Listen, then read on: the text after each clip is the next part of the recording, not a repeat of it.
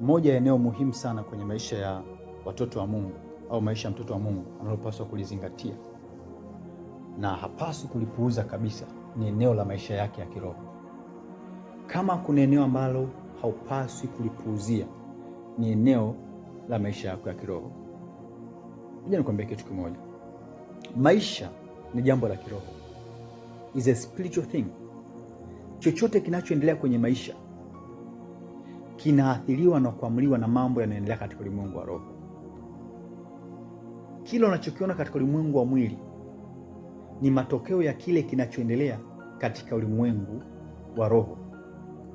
Watu wengi kwa kutokujua au kutokufahamu kwamba maisha yao yanaathiriwa na maisha ya rohoni au yanaathiriwa na ulimwengu wa roho, wamekuwa wahanga wa matatizo mengi, wamekuwa wahanga wa changamoto nyingi, wamekuwa wahanga wa shida nyingi, kwa sababu hawajui sababu ya hizo changamoto na hayo matatizo vinazaliwa au vinatokana na ulimwengu wa roho. Kama kuna eneo ambalo unataka kuwekeza, wewe ambaye unataka kuwa bora kwenye maisha haya, unataka kuwa bora kwenye biashara, unataka kuwa bora kwenye eneo la uongozi, unataka kuwa bora kwenye eneo la familia na uchumi, kama kuna eneo ambalo unapaswa kuwekeza ni eneo la maisha yako ya kiroho, eneo la ukiroho. Usipuuze kuwa mtu wa rohoni, usipuuze kuwa mtu wa kiroho, kwa sababu mafanikio yoyote katika ulimwengu wa mwili yanazaliwa na uwekezaji wa mtu anaofanya katika ulimwengu wa roho. Hakuna mtu anaweza akawa mfalme kwenye dunia kama hajawa mfalme katika ulimwengu wa roho. Hakuna mtu anaweza akawa mkuu kwenye dunia hii kama hajawa mkuu kwanza katika ulimwengu wa roho. Yeyote ambaye unamwona na sauti duniani ana sauti kwanza rohoni. Unamwona na sauti kwenye eneo la biashara, ana sauti kwanza rohoni. Unamwona na sauti katika eneo la uongozi, ana sauti kwanza rohoni. Ni vile tu watu hawafahamu kwamba maisha yao yanaathiriwa na mambo ya kiroho. Ni vile tu wengi hawajui kwamba maisha yao yanaharibiwa na mambo ya kiroho. Kama tungekuwa tunaona ni kwa namna gani ulimwengu wa roho unaathiri maisha yetu, tusingepuuza maisha yetu ya kiroho, tusingepuuza ukiroho wetu, tusingepuuza mambo ya uwekezaji katika roho na maisha ya kiroho. Maisha ya mwilini yanaamuliwa na maisha ya rohoni.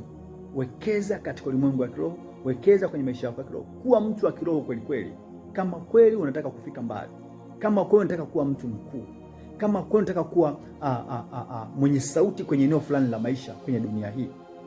Lakini kingine pia, uwekezaji wa rohoni kwa mtu wa Mungu ni faida, kwa sababu maandiko yanasema kupigana kwetu sisi si katika damu na nyama, au hatufanyi vita katika ulimwengu wa damu na nyama. Kwa lugha nyingine ni kwamba chochote ambacho kinaendelea katika ulimwengu wa mwili, sisi hatushindani nacho kwa namna ya mwili. Tukiamua kushindana nacho kwa namna ya mwili tunafeli. Kwa sababu gani? Wanaoshindana na sisi hawashindani kwa namna ya mwili, wanashindana kwa namna ya roho. Kwa vita vyetu vyovyote kwenye eneo lote la kiuchumi, la kibiashara, la kimahusiano, ni vita ambavyo kimsingi vinaanzia rohoni. Kwa ili tuweze kuvishinda, lazima sisi pia tukubali kuwa watu wa rohoni wenye kujua na kuweza kufanya vita katika ulimwengu wa roho. Watu ambao tuna misuli katika roho. Unataka kuwa na matokeo kwenye biashara, unataka kuwa na matokeo kwenye familia, unataka kuwa na matokeo kwenye eneo fulani la kazi, kubali kuwa mtu wa rohoni. Ushindi wote unaoona kwenye maisha ya watu kwa namna ya nje ni ushindi unaozaliwa kwanza katika ulimwengu wa roho. Usipuuze maisha yako ya kiroho, usipuuze maisha yako ya rohoni. Narudia tena, maisha ni jambo la kiroho. Wekeza katika maisha yako ya kiroho, wekeza katika ukiroho wako, utaona matokeo katika ulimwengu wa mwili.